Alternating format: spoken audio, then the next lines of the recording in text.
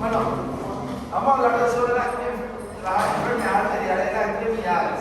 Terminamos la vasculitis la vez pasada. Okay.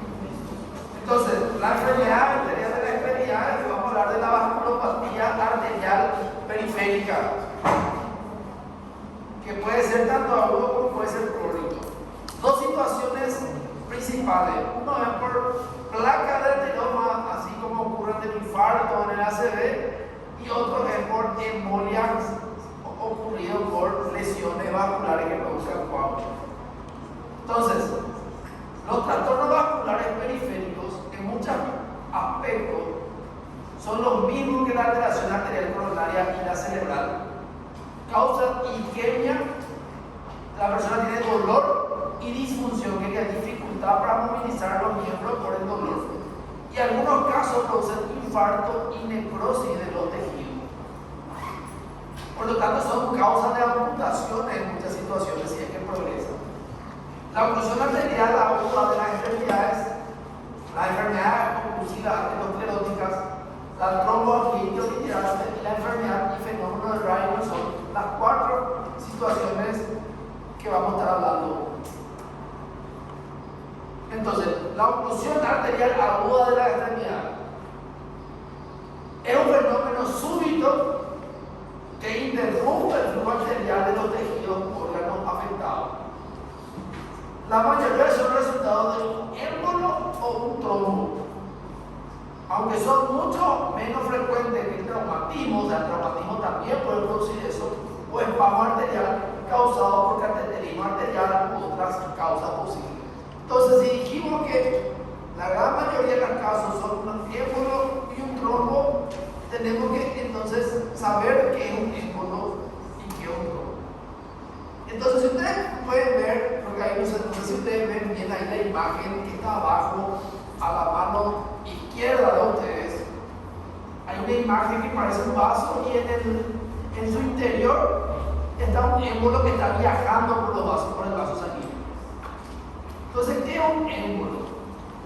Un émbolo es una partícula que se mueve con libertad y dentro de eso puede ser un coágulo o no, que se desprende y viaja a los vasos más grandes de la circulación hasta que se aloja en un vaso más pequeño que obstruye el flujo sanguíneo.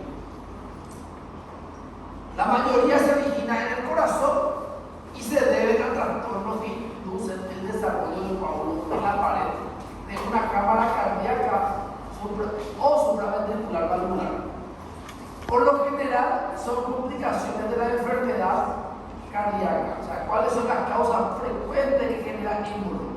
Cardiopatía isquémica, que puede ser por infarto o sin infarto, puede ser la fibrilación auricular o una cardiopatía reumática. Esas son las causas más frecuentes.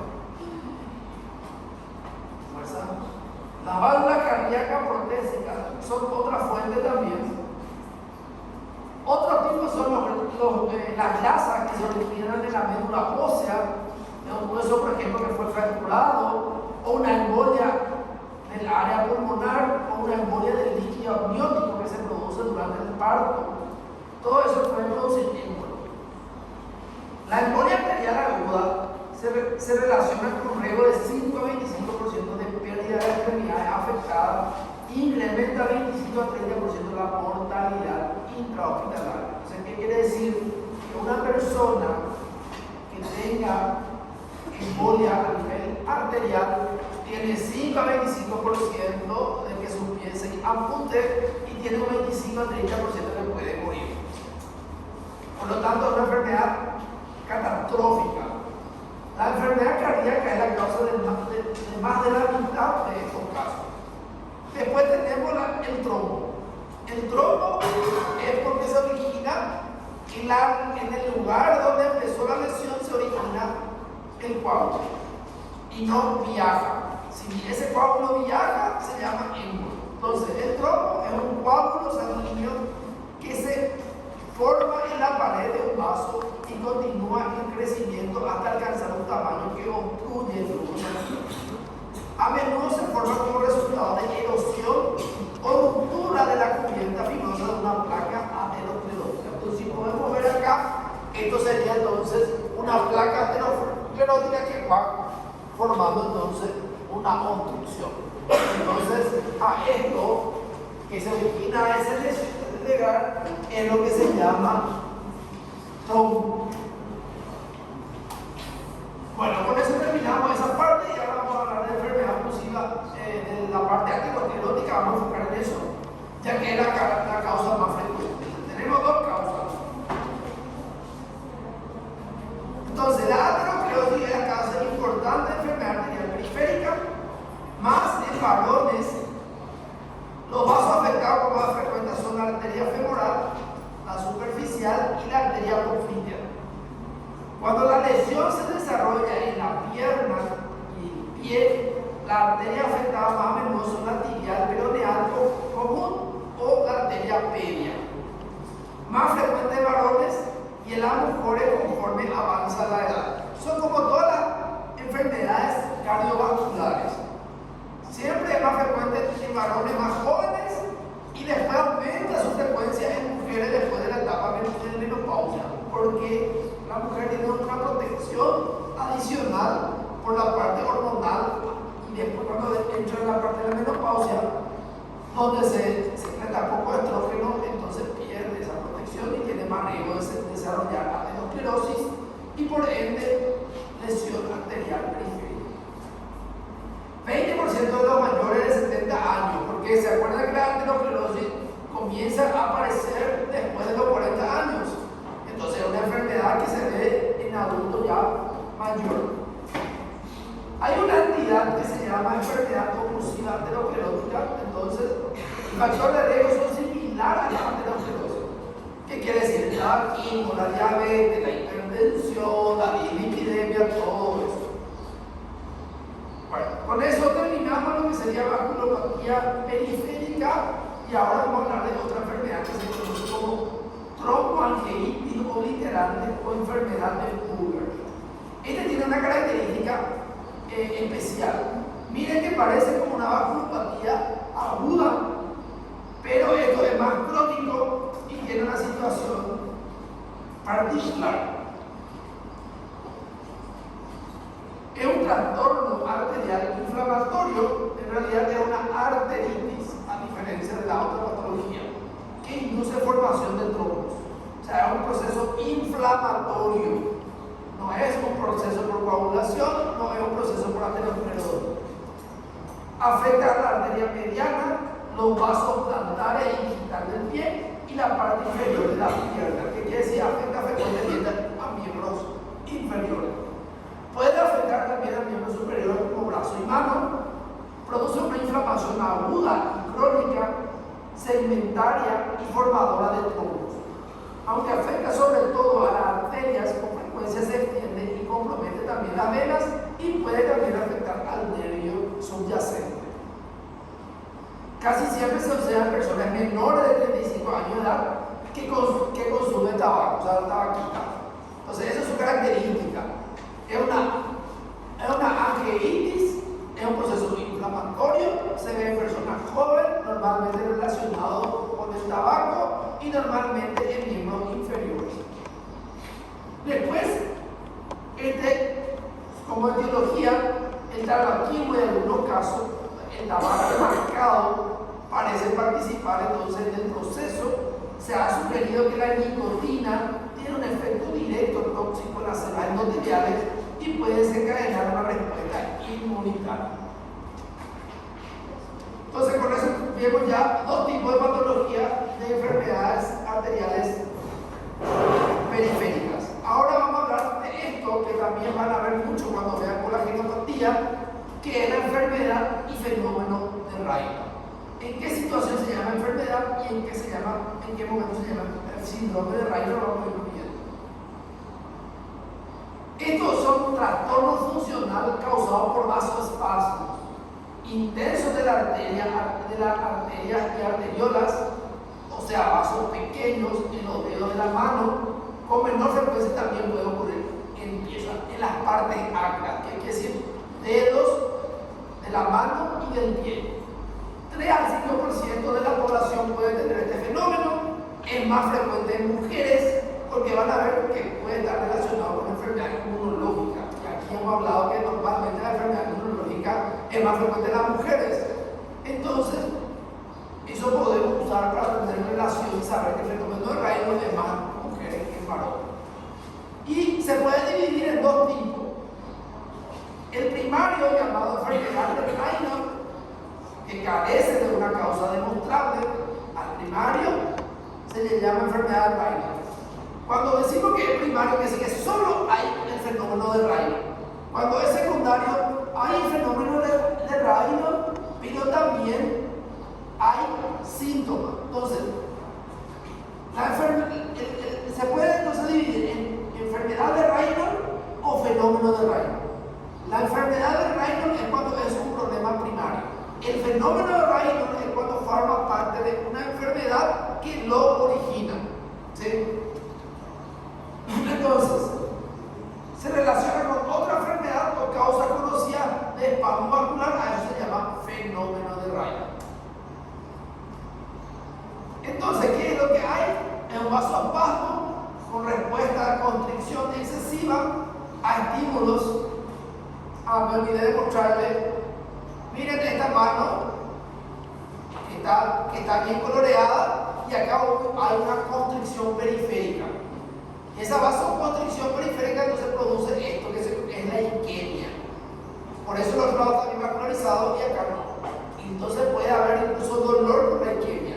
En situaciones muy graves, por cierto, no es muy frecuente, puede incluso producir necrosis periférica cuando hay fenómeno de Raynaud. Por suerte es una manifestación grave pero muy atípica del fenómeno de Raynaud. Entonces hay un vasoespasmo como respuesta constrictora que en condiciones normales solo produce vasoespasmo moderado, en contraste con el hecho circundáneo registrado por fibra vasodilatadora y vasoconstrictoras. Los vasos cutáneos de los dedos de la mano y pies solo están inervados por fibra vasoconstrictora simpática, no está inervado por fibra parasimpática. Entonces la hiperestimulación simpática es la que produce eso. En estos vasos la dilatación ocurre por retiro del estímulo simpático. El enfriamiento de parte específica del cuerpo, como la cabeza, el cuero cabelludo y tronco, produce una disminución del flujo sanguíneo digital mediada por nervio simpático. Lo mismo ocurre con el estrés emocional. Entonces, normalmente el fenómeno de Raynaud se desencadena bajo una respuesta a un estímulo de un ambiente frío por sobreestimulación del sistema simpático. Entonces, vamos a hablar de la característica. La enfermedad de Raynaud se desencadena por la exposición al frío o emaciaciones intensas, casi siempre se limita a los dedos. Es una evolución más benigna, pocas veces causa necrosis tisular. Se desconoce la causa del vasoespasmo, no se encuentra nada, solo tiene vasoespasmo, solo hay esa característica. Sin embargo, en el fenómeno de Raynaud, esta se relaciona con una lesión vascular previa, como congelación, traumatismo, labor derivada de la utilización de herramientas pesadas, vibratorias, enfermedades del colágeno, trastorno neurológico, trastorno oclusivo arterial crónico, también por exposición a temperaturas frías y calientes que se alternan, como lo que experimentan los carniceros y los que procesan alimentos refrigerados, que es en un ambiente frío y después sale otra vez ese ambiente. A menudo es la primera manifestación de la enfermedad del colágeno, como la esclerodermia y el dolor estomatoso sistémico. Entonces, con eso terminamos el fenómeno de Raynaud y ahora vamos a hablar de las aneurismas. Los aneurismas son dilataciones saculares de la arteria originadas por una debilidad de su pared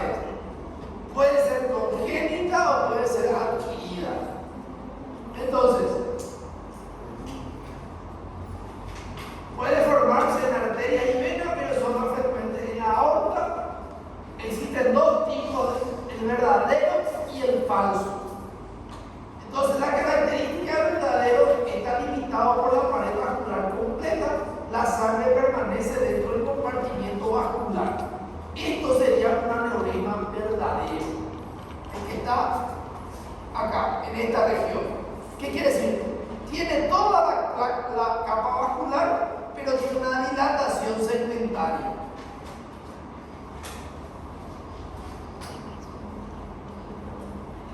El falso o pseudoaneurisma son una disección localizada o desgarro en la pared interna de la arteria con formación de un hematoma extravascular que causa el crecimiento del vaso. Solo está delimitado por la capa externa de la pared vascular o tejido de soporte. Por lo tanto, ¿cuál es peor tener? ¿Un aneurisma falso o un aneurisma verdadero? Les muestro un aneurisma falso. Hay una ruptura de la pared y pasa la sangre ahí y se puede producir una disección. Eso es un aneurisma falso. ¿Por qué se llama aneurisma falso? Porque si uno ve, puede pensar que hay un aneurisma, pero en realidad hay una ruptura de la pared. En el otro no hay. ¿Cuál es peor? ¿Un aneurisma verdadero o un aneurisma falso? Es falso, porque hay una ruptura de la pared que puede producir una disección. Y cuando ocurre una disección, la sangre puede venir, entrar acá y empujar y obstruir la luz, aparte de producir hemorragia interna. Entonces, acá podemos ver la imagen de un aneurisma de aorta, la imagen de un aneurisma cerebral entre la arteria cerebral anterior y la bifurcación de la arteria cerebral media, que a nivel cerebral. También los aneurismas pueden asumir varias formas y se clasifican bajo su causa, localización y característica anatómica. Por ejemplo, según su forma podemos hablar de aneurisma en cereza, cuando parece como una cereza, aneurisma fusiforme, como parece cuando parece un fuso, como por ejemplo de esta forma, aneurismas saculares, que parece como un saco, y hablamos también de aneurisma disecante cuando produce una disección de la pared, cuando produce la ruptura de la pared. Por lo tanto, la aneurisma disecante era una aneurisma ya complicada. Entonces, los aneurismas en cereza son los aneurismas verdaderos, son pequeños, dilataciones esféricas en la bifurcación de los vasos, normalmente la que está a nivel del polígono de Wells, como esta, normalmente suelen ser. Después tenemos la aneurisma fusiforme, como esta otra, que parece como un puso, son aneurismas verdaderos, afectan toda la circulación de los vasos, dilatación gradual y progresiva al mismo. Los diámetros normalmente suelen alcanzar hasta 20 centímetros, la longitud puede variar y suele afectar también a la aorta torácica y abdominal. O sea, esto es una aneurisma fusiforme. Lo que vemos acá es una aneurisma fusiforme. Después tenemos una aneurisma sacular que parece como un saco, así como muestra acá. En esta imagen parece como un saco. Es verdadero también, se extiende sobre parte de la circunferencia del vaso y tiene forma de un saco. Después tenemos los aneurismas disecantes, como podemos ver acá en esta imagen, donde hay ruptura de la pared, ingresa sangre. Estos son aneurismas falsos causados por desgarro en la túnica íntima del vaso, lo que permite que la sangre entre en la pared vascular y deseca sus capas para formar una cavidad llena de sangre. Entonces, los aneurismas pueden ser resultado de vasos de varios factores: defecto congénito, traumatismo, infecciones y aterosclerosis. Una vez iniciado, crece conforme aumenta la tensión de la pared vascular. Entonces hay que tener en cuenta, dijimos que crece a medida que aumenta la tensión vascular. ¿De qué depende la tensión de un vaso? La tensión de un vaso depende de la presión y del radio. Cuanto más presión sufre el vaso y mayor es el radio, mayor tensión va a sufrir. Por lo tanto, mayor posibilidad de ruptura va a tener o de disección. Entonces, la presión en el segmento del vaso afectado por el aneurisma no cambia, permanece igual a la de la porción adyacente del vaso, pero sin embargo el radio sí. Entonces, al aumentar el radio, está expuesta a mayor tensión.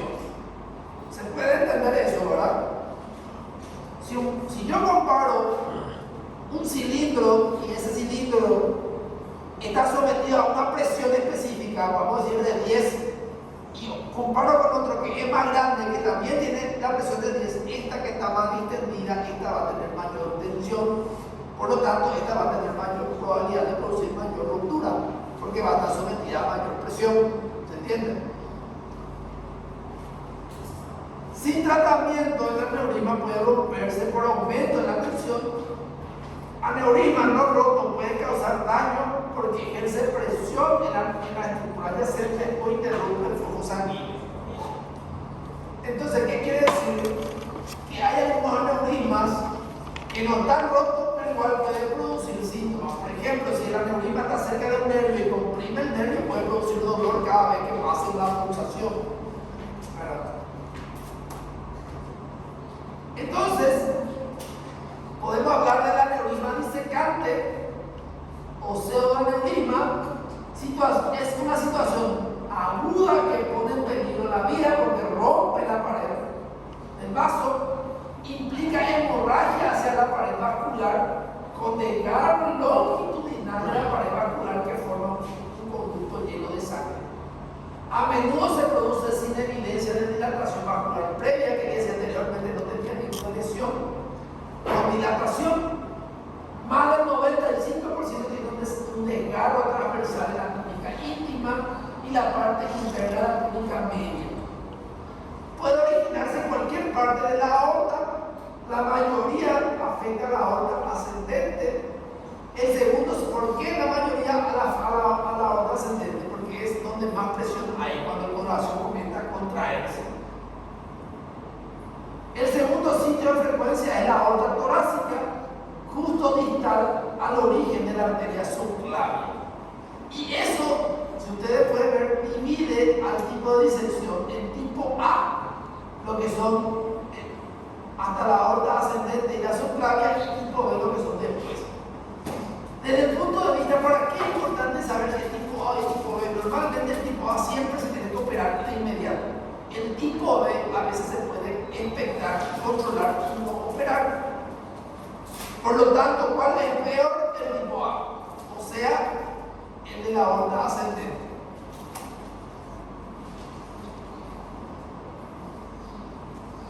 Se produce por trastornos que debilitan o causan cambios designados en la capa elástica y el músculo liso de la aorta. Es más frecuente entre los 40 y 60 años de edad. Se ve más en varones. Dos factores de riesgo predisponentes: la hipertensión y la degeneración de la túnica media en la pared vascular. En la mayoría de los casos existen antecedentes de hipertensión. También se relaciona con enfermedades de tejido conectivo como el síndrome de Marfan. ¿Cuándo yo voy a pensar eso? Cuando es menos de 40 años. Defecto congénito en la válvula aórtica, o sea, válvula bicúspide o bicúspide, y la contracción aórtica. Es como complicación posible de la cirugía y cateterismo cardíaco también. Desde el punto de vista de la clasificación, ya habíamos hablado que se puede clasificar tipo A y tipo B. Las lesiones proximales más frecuentes afectan a solo la aorta ascendente o la ascendente y descendente, son tipo A y potencialmente graves en términos de complicación. La lesión que compromete un punto distal a la arteria subclavia se considera tipo B. Con base en el tiempo de inicio podemos hablar de la aguda y crónica.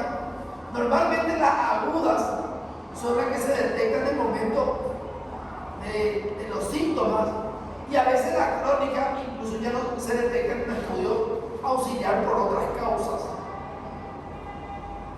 La disección crónica persistente del coágulo o el conducto de disección más de 2 semanas después del fenómeno inicial. ¿Qué quiere decir? Cuando hablamos de crónica, cuando esa disección ocurrió ya más de 2 semanas, más de 15 días.